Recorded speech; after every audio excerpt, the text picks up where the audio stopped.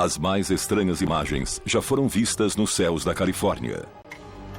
Isso foi filmado em Bakersfield, Califórnia.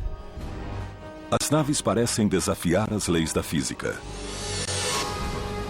A exemplo de algumas tecnologias avançadas, há quem diga que a concepção dessas naves pode ter vindo de além das estrelas. Seria possível que alguns governos tenham secretamente desmontado OVNIs caídos na Terra e criado maravilhas tecnológicas que não se sabe de onde vieram? Eu não devia falar do assunto. O avião espião SR-71 Blackbird tem esse desenho revolucionário porque seu criador viu um OVNI, como ele mesmo reportou? É coincidência que o bombardeiro invisível B-2 e o caça F-117 se pareçam com as naves descritas nos primeiros relatos de visão de OVNIs? Havia um objeto no céu. Eles viram o que parecia ser o avião invisível. Os veículos aéreos militares não tripulados resultam de cópia de OVNIs capturados? Nunca vi nada assim na minha vida. Nossa tecnologia avançou exponencialmente nos últimos 60 anos, mais depressa do que nossa habilidade de dominar suas consequências. Brincamos com viagens no tempo, com telecinesia. Serão nossas avançadas tecnologias mesmo nossas? Este é o caso número 47204. Engenharia copiada.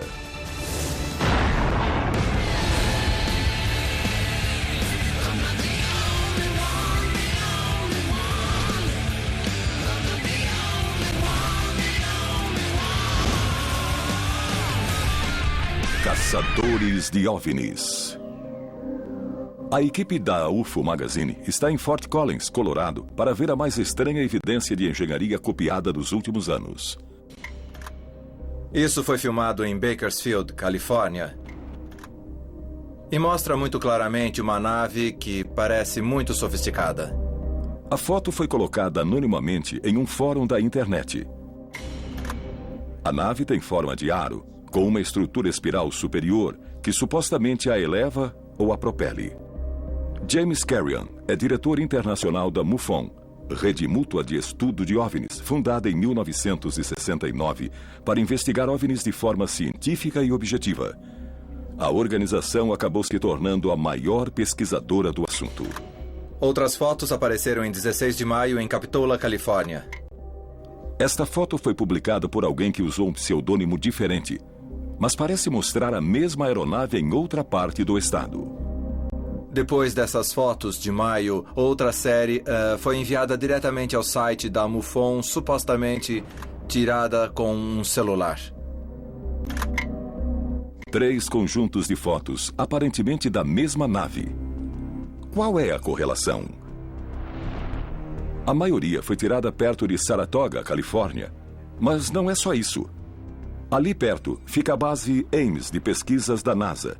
E a 15 quilômetros, a de Moffett Field, agora também administrada pela NASA. Isso aumentou as especulações de que a nave, fosse o que fosse, seria uma criação do governo americano.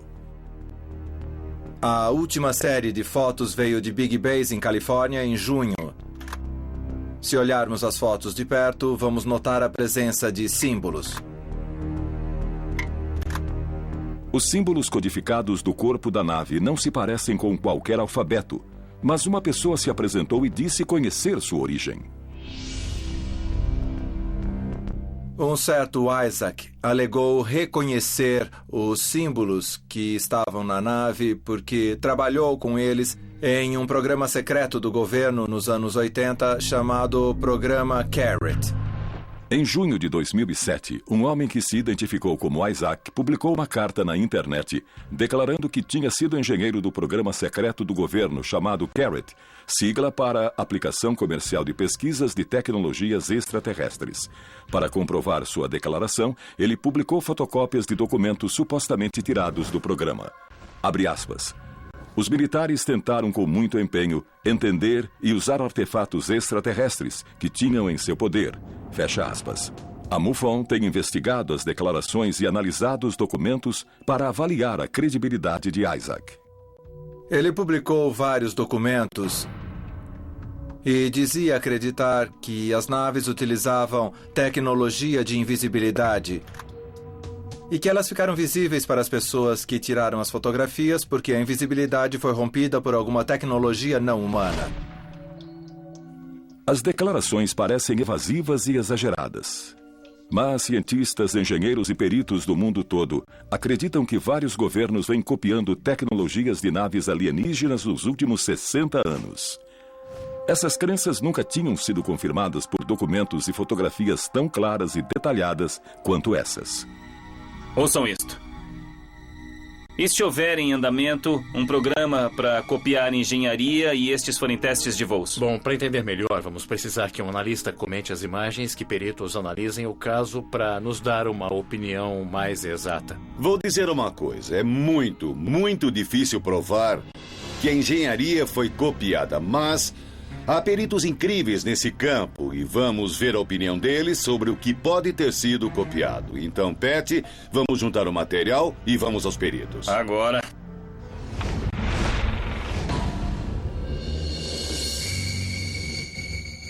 A equipe foi a Littleton, Colorado, ver um engenheiro que diz claramente saber que programas de engenharia copiada do governo americano existem. Eu nunca falei do assunto antes porque achei que era confidencial e que não deveria mesmo falar. John Schuessler trabalhou para a NASA nos projetos Gemini e Apollo, de 1962 até se aposentar em 1998. Sua primeira experiência com OVNIs foi em uma das missões Gemini. Foi no primeiro voo da Gemini, a Gemini Titan II, uma missão não tripulada.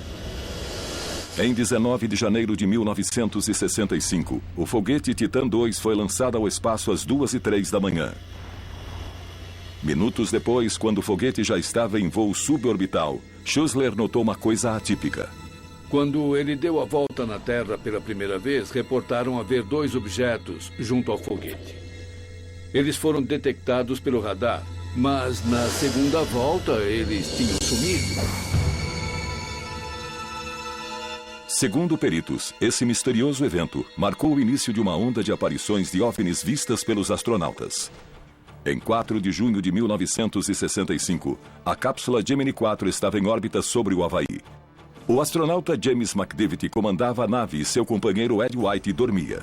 Subitamente, um objeto apareceu junto à janela da cápsula, descrito por McDivitt como sendo um objeto cilíndrico com um longo braço lateral. Ele tirou 2 fotos. Depois, temendo que a cápsula batesse no objeto, ligou os foguetes e o moveu para uma posição mais segura. Quando olhou novamente pela janela, o objeto havia desaparecido. Ele foi muito sincero ao dizer que viu algo que não era nosso. O homem era um general da Força Aérea, um conhecido piloto de caça e falava muito sério quando contou o que viu. A explicação oficial foi de que se tratava do segundo estágio do foguete Titan II. Mas, embora McDivitt insistisse que não foi isso que ele tinha visto, ele nunca assinou um desmentido e se recusou a falar publicamente do assunto. Schuessler começou compilando documentos que detalhavam encontros com OVNIs, que descreviam o aspecto das naves e como voavam. Sua investigação não passou despercebida. Eu não devia falar do assunto. De fato, fui chamado e interrogado sobre alguns documentos que falavam de OVNIs por um grupo de projetistas de elite que estava desenhando o chamado avião invisível. Dei a eles alguns de meus arquivos para que os examinassem e vissem se havia alguma engenharia ou tecnologia de invisibilidade copiada, mas o grupo já trabalhava nessa tecnologia. A tecnologia de invisibilidade é uma das mais surpreendentes dos últimos 60 anos. Desde os anos 40, a tecnologia progrediu a taxas exponenciais. Transistores e microcircuitos revolucionaram a eletrônica. Avanços em materiais de aviação permitiram que os aviões voassem mais rapidamente do que se julgava ser possível. Fizemos isso tudo sozinhos? Um ponto de referência coincide com o início da revolução tecnológica. Será coincidência ou há uma relação? Em 7 de julho de 1947, um suposto disco voador caiu em Roswell, Novo México. Testemunhas garantiram que o objeto foi imediatamente retirado pelo exército americano. Você acredita que houve mesmo uma queda ali e que tivemos acesso ao veículo de alguma forma?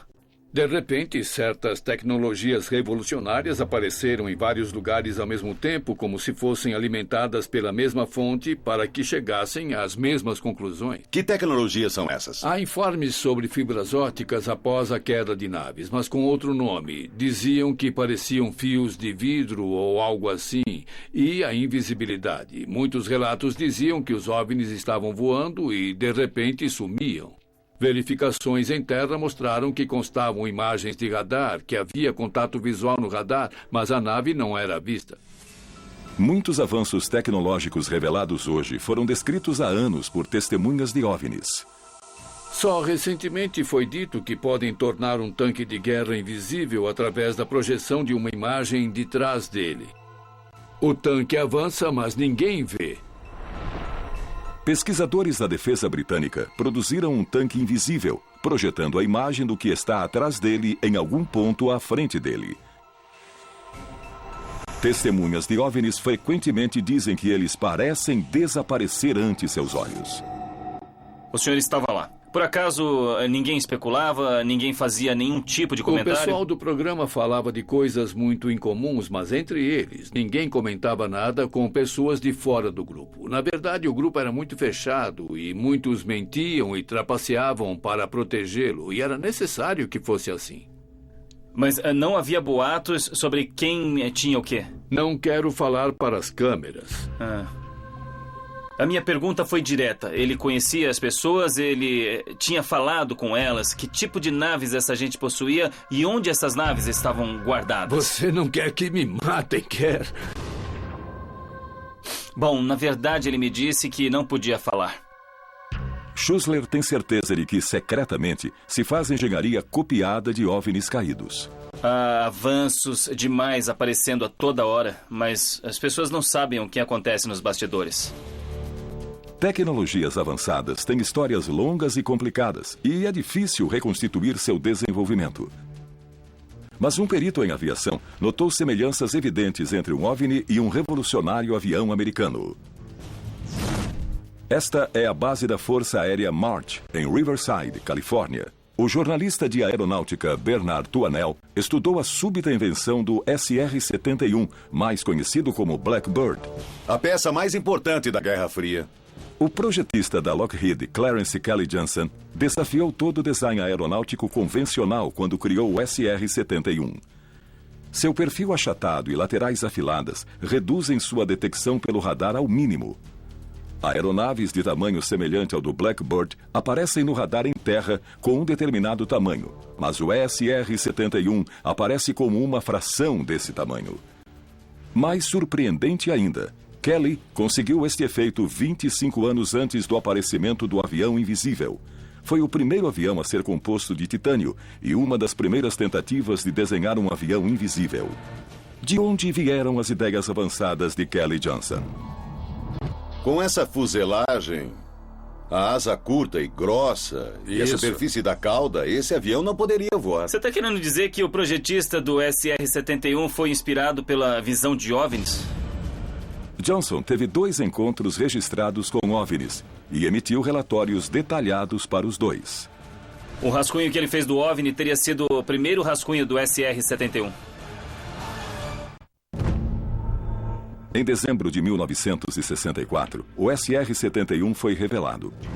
Sua velocidade de Mach 3, sua estrutura de titânio e a revolucionária tecnologia furtiva surpreenderam os peritos da aviação. Mas alguns se perguntaram se os avanços não estariam relacionados aos relatos de OVNIs vistos por Kelly Johnson. Johnson morreu em 1990, sem dar respostas. Kelly Johnson realmente concebeu o avião de A a Z e concebeu o U-2 também. Mas Clarence Kelly viu OVNIs. Em 15 de novembro de 1951, em Agoura, Califórnia, Johnson viu um estranho objeto no ar, com um formato de asa totalmente desconhecido naquele tempo. Subitamente, ele viu algo elíptico, muito metálico e de grandes dimensões. E ele ainda viu uma outra coisa. 2 anos depois, em 15 de dezembro de 1953, Johnson notou uma forma elíptica escura e móvel no céu. Subitamente, a forma acelerou e se moveu a incrível velocidade. Ele viu uma nave estranha com 2 escapamentos que se movia depressa, mas não era um jato. Ele não sabia o que era. Johnson fez anotações detalhadas e um desenho do objeto. Ele achava que o objeto tinha 60 metros de largura e flutuava a 4.500 metros de altura, a uma distância de cerca de 70 quilômetros. O rascunho desse objeto é extremamente parecido com o avião que ele desenhou 13 anos depois. Ele disse que não podia explicar o que viu, mas o mais interessante é que outra equipe estava voando no mesmo momento. O OVNI que Johnson viu foi confirmado por 2 pilotos da Lockheed, que faziam o voo teste de um WV-2 em Long Beach, Califórnia. Eles confirmaram o que Johnson viu. Os pilotos disseram ter visto a mesma forma escura e fizeram uma avaliação de suas dimensões muito próxima da de Johnson. Nós temos que recordar que Clarence Kelly Johnson era fundador da Lockheed Skunk Works, uma empresa aeroespacial que produzia os aviões mais avançados do mundo. Então ele fazia engenharia de ponta. E a pergunta que se coloca é se o seu rascunho do OVNI teria sido o primeiro rascunho do SR-71. Seria muito interessante para um engenheiro ou para um cientista poder desmontar ou estudar algo como um OVNI. Um engenheiro poderia absorver o conhecimento e ver como desenvolver. Seja qual for sua inspiração, o SR-71 de Kelly Johnson foi o primeiro de uma enxurrada de projetos de invisibilidade sempre mais sofisticados. O SR-71 teve impacto em todos os aviões militares que voam hoje em dia. O SR-71 não é o único avião cujo desenho revolucionário levanta questões sobre sua origem. Quando o bombardeiro invisível B-2 e o caça F-117 foram revelados, seu perfil em forma de asa era revolucionário, mas ainda mais impressionante era a invisibilidade ao radar. Devido a um revestimento altamente secreto que certos pesquisadores também acham que foi obtido de OVNIs, os aviões são totalmente indetectáveis em voo. Os ufólogos imediatamente se lembraram da primeira aparição moderna, de 1947, quando o piloto Kenneth Arnold viu objetos voadores em forma de asa sobre o Monte Rainier, em Washington. Há quem creia que Kenneth Arnold viu um disco voador no ar. Errado.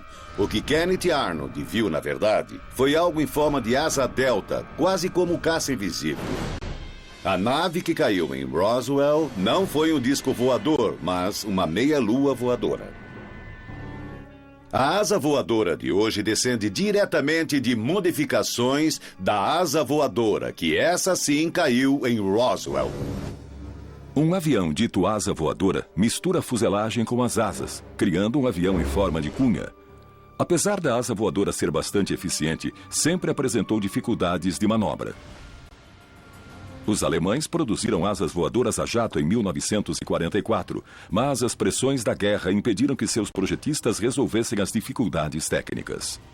A Força Aérea Americana começou a desenvolver uma asa voadora, mas o projeto foi cancelado em 1948, depois que um desastre matou 2 pilotos e 3 engenheiros. Seria a tecnologia da nave caída em Roswell responsável pelo aperfeiçoamento da asa voadora?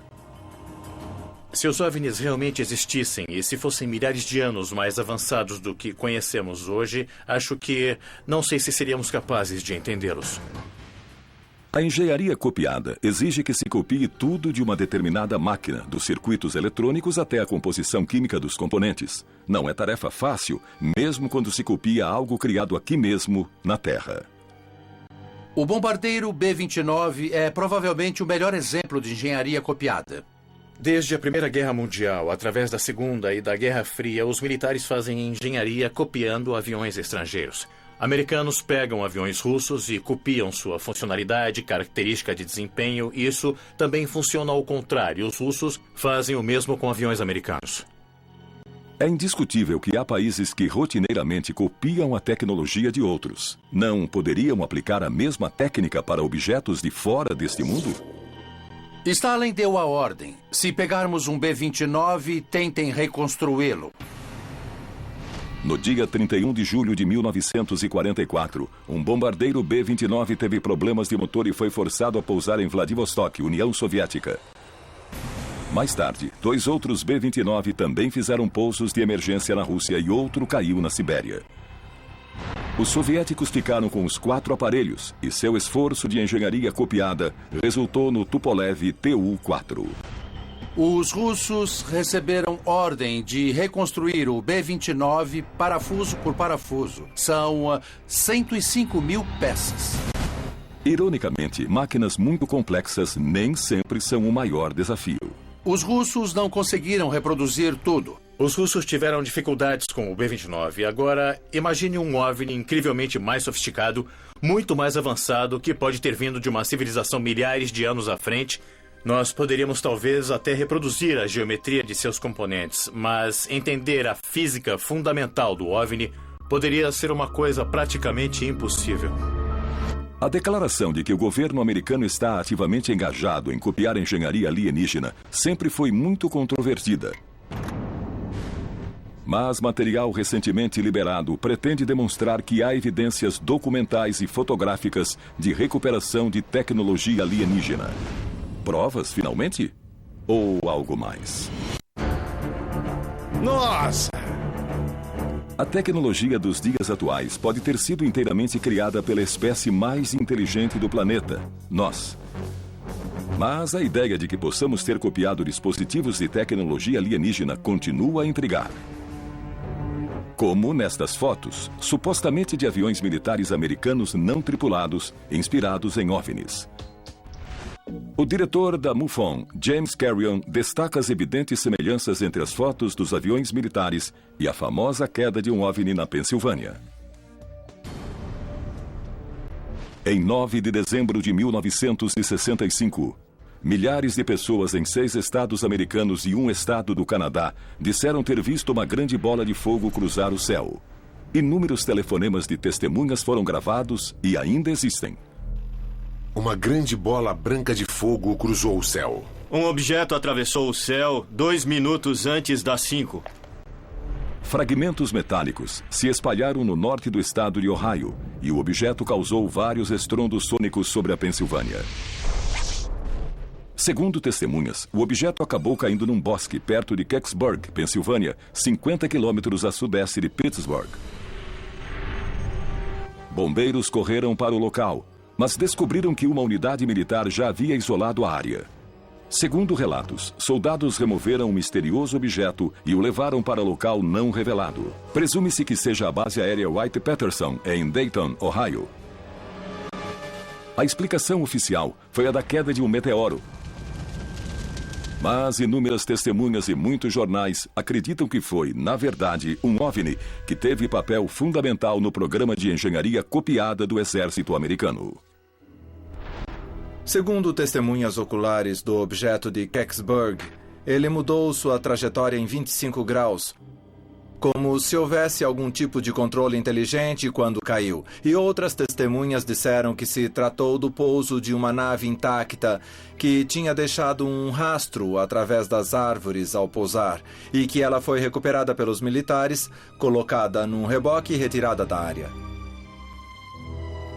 A pesquisa de Carrion revelou que muitas testemunhas oculares da queda de Kecksburg disseram ter visto estranhos símbolos na base do OVNI.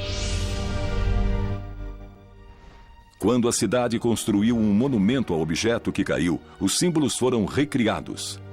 Agora, 40 anos depois da queda, os símbolos reapareceram em outro contexto.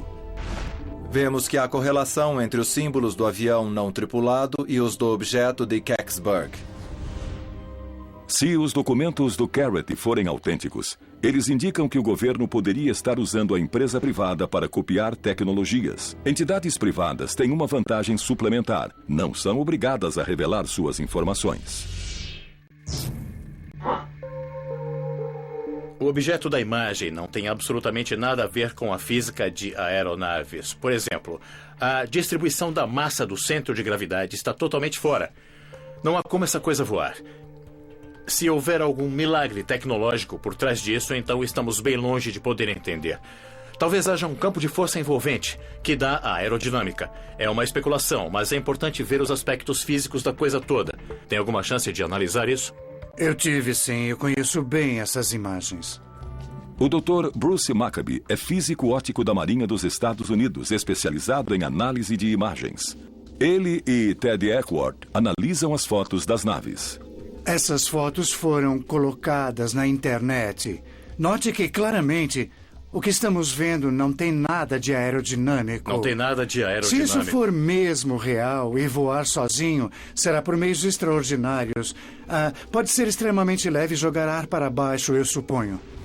É totalmente óbvio que esses veículos, se forem reais, desafiam a aerodinâmica convencional.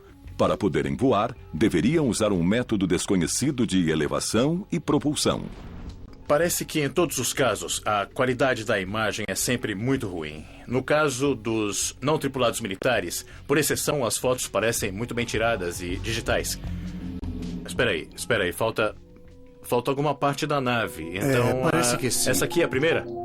Maccabi notou que uma das primeiras fotos, supostamente tiradas em maio de 2007, diferem das fotos que dizem ter tirado um mês depois. A imagem mais recente mostra uma nave mais desenvolvida.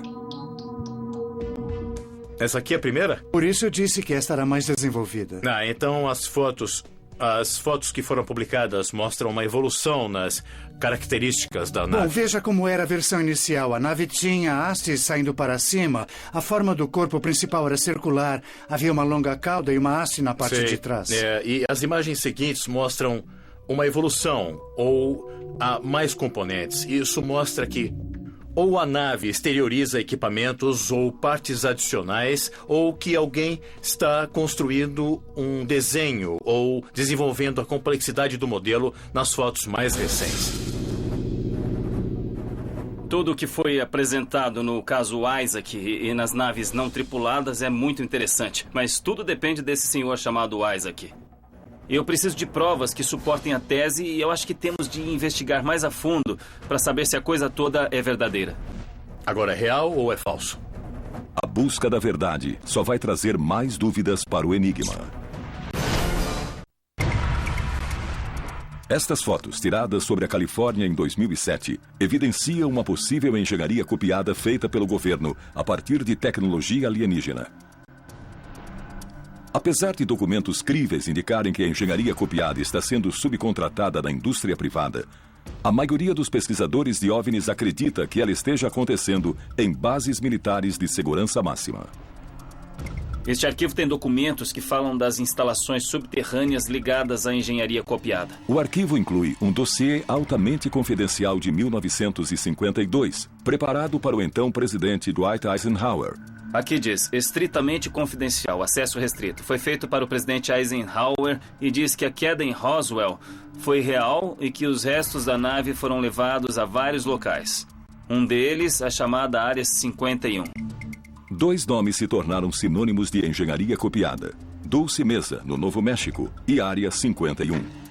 Muitos cientistas e engenheiros que trabalharam na Área 51 reportaram atividades suspeitas no local.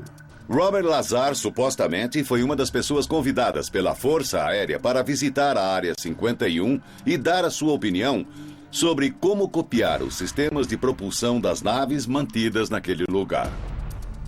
Bob Lazar apareceu no início dos anos 90, declarando ter trabalhado na Área 51, supostamente copiando tecnologias de OVNIs capturados.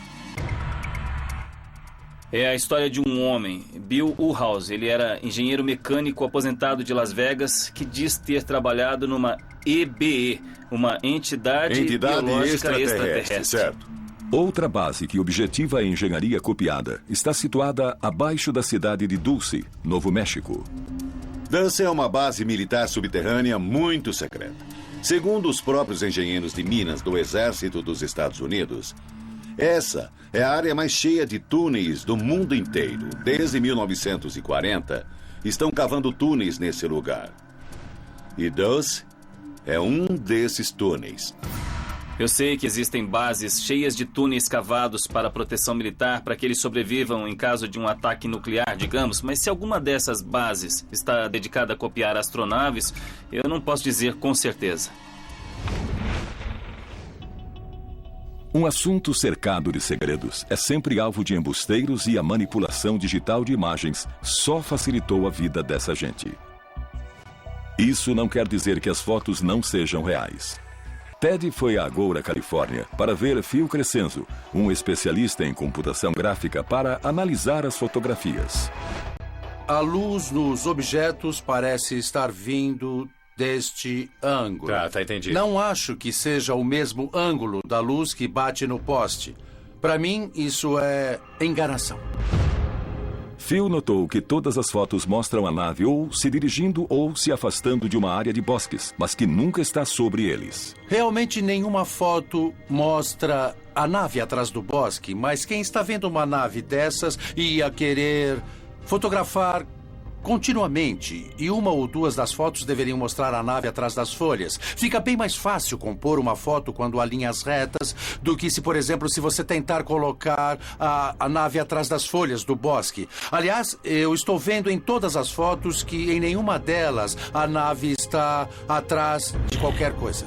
Ou essa foto tem um truque muito bem feito nela, ou ela é de verdade. Isso me faz pensar do que eu precisaria para poder criar uma foto falsa desse tipo. Lembra da imagem que pedi para você olhar? Aqui está ela. Tirei a foto ontem e deixei um bom espaço para poder colocar alguma coisa. Fiz uma estimativa aproximada do que seria a luz correta para essa exposição e defini um objeto de 3 dimensões. Se eu introduzir o objeto na foto, você vai ter uma imagem bastante forte. Olha, para mim está muito claro que o objeto foi colocado depois. Então, a primeira coisa seria criar um rastro de movimento. Mesmo objetos que se movem devagar deixam esse tipo de borrão na foto. E tem isso nas fotos dos aviões? Uma coisa me faz falta quando olho essas fotos, é da noção de movimento. Não vejo qualquer rotação, não há nada que indique movimento. A coisa parece estacionária. E isso não condiz com o fato de a nave passar pelos fios de telefone e se movendo sobre este local. Agora, só o que está faltando a esta foto é aplicar a granulação que se vê no fundo à nave espacial. Entendi. Olha agora. Parece muito melhor quando você aplica o efeito. Exato. É impressionante. Quer dizer, você conseguiu. Vendo essa foto agora, para mim há 99% de chance de ser um OVNI voando ali. Você viu que alguém com o tempo pode criar uma imagem ainda mais convincente. Agora, depois de analisar tudo isso, você então pode me dizer se é real ou é falso? A minha opinião é que esta imagem foi gerada por computador. No final, nós não pudemos provar se as fotos eram falsas ou trucadas, mas, por outro lado, também não pudemos provar que as fotos eram reais. Eu nem sei se isso é possível. Conclusão, eu não posso acreditar que estamos diante de um OVNI só se baseando nessas imagens. As fotos e documentos do projeto Carrot podem ser falsos, mas são extremamente bem feitos. Alguém gastou horas criando e detalhando os documentos. Por quê? Porque todas as fotos são anônimas. Ninguém se apresentou e não identificamos uma só pessoa que tenha assumido ter tirado as fotos. Então isso tudo cheira a falsidade? Leia nas entrelinhas. Em primeiro lugar está a desinformação. Alguém está tentando esconder tecnologia alienígena. Alguém está escondendo que foi visitado por extraterrestres. Estão tentando esconder uma arma super secreta. Em minha opinião, há um segredo sendo protegido, sendo ocultado. E por isso, a MUFON veio aqui para descobrir que segredo é esse. Está fartamente registrado que tentaram desenvolver aviões com formas revolucionárias após a Segunda Grande Guerra. Melhor do que copiar tecnologia alienígena, muitas empresas nos anos 50 simplesmente resolveram criar sua própria tecnologia. Em 1953, a Avro Canadá mostrou o projeto Y2. É um autêntico disco voador. O Avrocar era um disco de 5,5 metros de diâmetro, movido por um rotor turbo. Mas mesmo após gastar milhões de dólares em seu desenvolvimento, o aparelho só conseguiu flutuar a 2 metros de altura e a 35 quilômetros por hora. Outros discos voadores se mostraram instáveis, perigosos e incapazes de voar. Mas um homem alega ter contribuído na construção de um disco voador bem-sucedido, não para qualquer governo, mas para uma empresa particular do Oklahoma. Tive uma experiência a bordo dessa nave.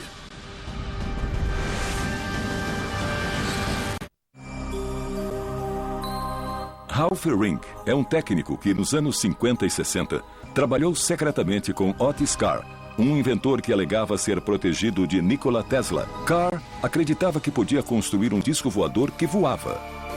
E Ralph Ring assegura que eles conseguiram. Ralph, como você conheceu o Otis Carr? Um amigo meu me apresentou a um grupo chamado Entendimento, que fazia estudos científicos.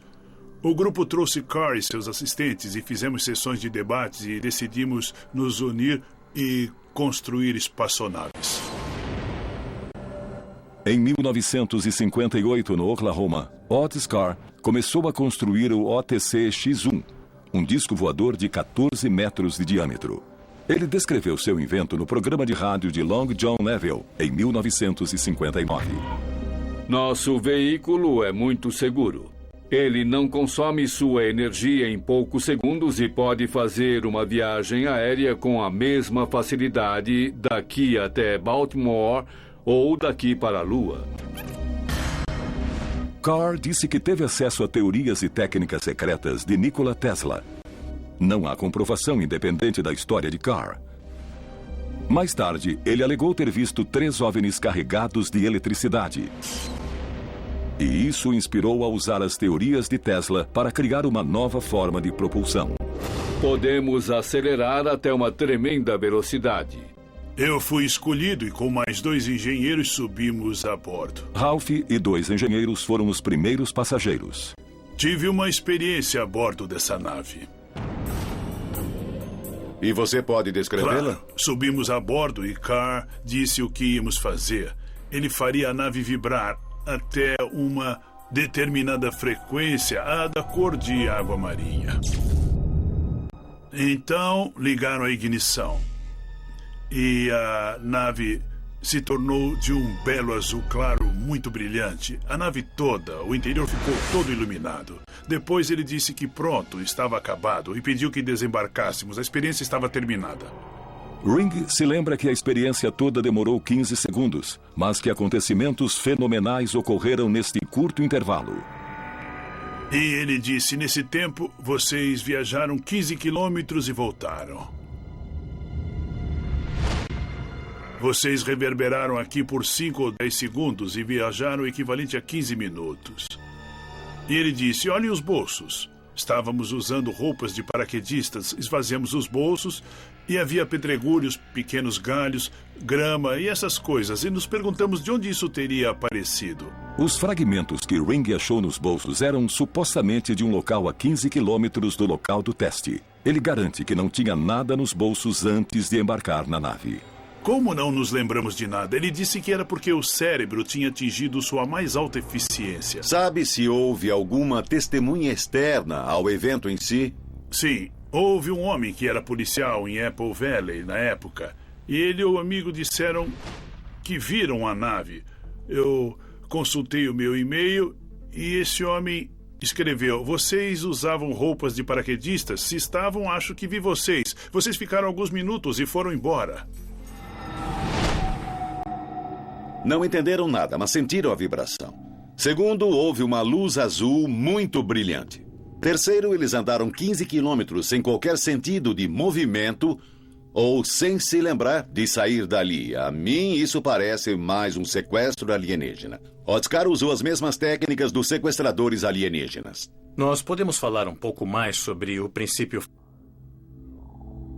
Bem, a explicação simples que posso dar é que alcançamos a frequência de ressonância de alguma coisa e depois, por sinergia, nós nos tornamos um só com aquilo. Ring não é cientista e tem entendimento limitado das teorias de Carr, mas ele sabe que Carr acreditava que objetos podiam ser movidos no espaço e no tempo, criando-se uma frequência de ressonância com um local pré-determinado. Ressonância é o elemento específico que dispara uma oscilação exagerada num objeto. Cada objeto tem sua frequência de ressonância específica. Por exemplo, um diapasão que dá a nota Dó tem pouco efeito em outro, que dá a nota Ré. Mas se os 2 diapasões derem a mesma nota, a vibração de um fará o outro vibrar por afinidade. Outro exemplo é o de um copo de cristal, que pode vibrar tão violentamente com uma certa nota que vai se estilhaçar. Não vamos esquecer que, às vezes, ideias muito revolucionárias são difíceis de aceitar. Grandes pensadores do passado tiveram suas ideias rejeitadas. As pessoas riram de Einstein quando ele criou a relatividade. Quando o pai dos foguetes americanos, Louis Goddard, expôs a ideia de entrar em órbita, muitas pessoas pensaram que isso nunca iria acontecer, que jamais iríamos ao espaço. Eu não descartaria, assim, a informação do Ralph de que há formas de energia que ainda estamos por explorar. As teorias de Carr estão tão fora das leis da física geralmente aceitas que parecem ficção científica. Mas quando o pesquisador John Tyndall aplicou frequência de ressonância a um objeto em seu laboratório, ele mesmo ficou surpreso ao descobrir que a teoria de Carr, ao menos em parte, era válida. Eu não sei que frequência de ressonância Otis Carr usou, mas eu montei uma câmara de levitação acústica que vai usar frequência de ressonância para fazer levitar esse pequeno disco. Isso é uma câmara de levitação acústica. Eu vou pegar o copinho de espuma e eu espero que ele flutue e voe dentro da câmara usando ondas de som. Vou colocar isso na câmara de ressonância.